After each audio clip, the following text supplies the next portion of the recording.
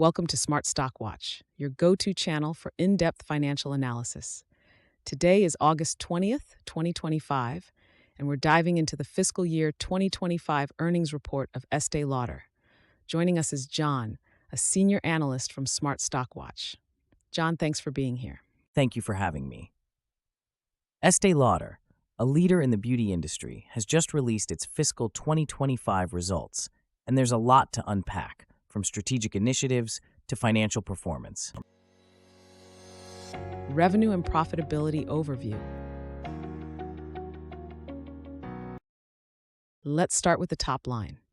Estée Lauder reported net sales of $14.3 billion for fiscal year 2025, marking an 8% decline from the previous year. John, what are the key factors behind this decline? The decline in net sales is primarily due to challenges in the Asia travel retail business and subdued consumer sentiment in key markets like China.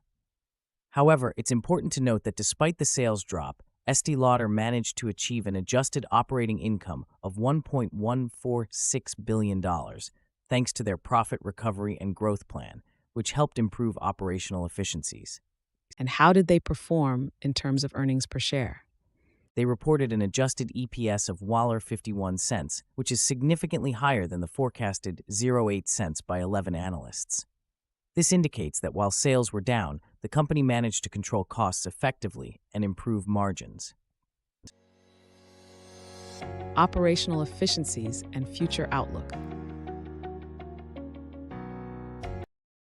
John, Estée Lauder's gross margin expanded by 230 basis points to 74%.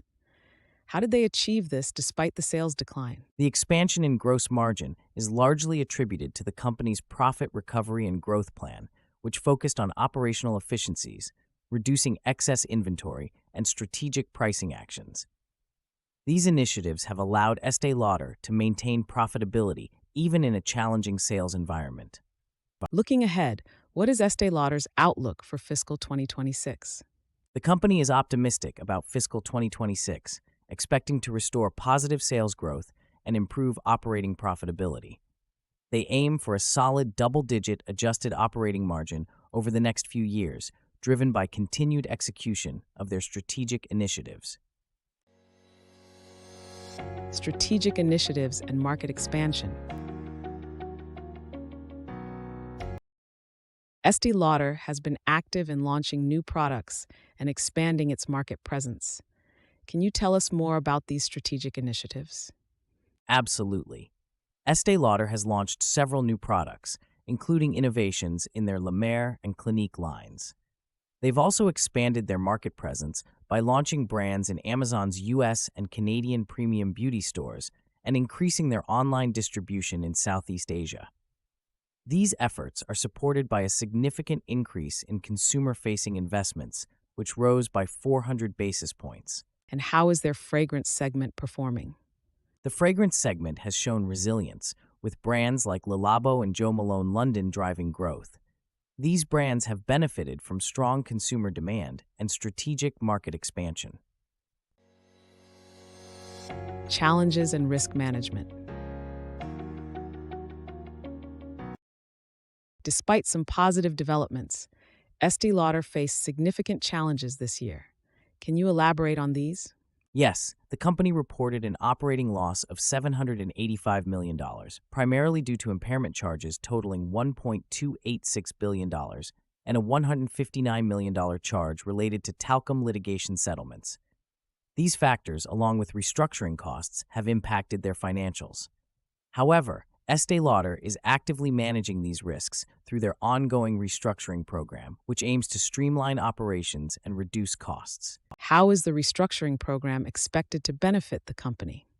The restructuring program is designed to yield annual gross benefits of $0.8 to $1 billion, which will help restore operating margins and fund reinvestment in growth areas. It's a critical component of their strategy to navigate current challenges and position the company for future success. Key takeaways.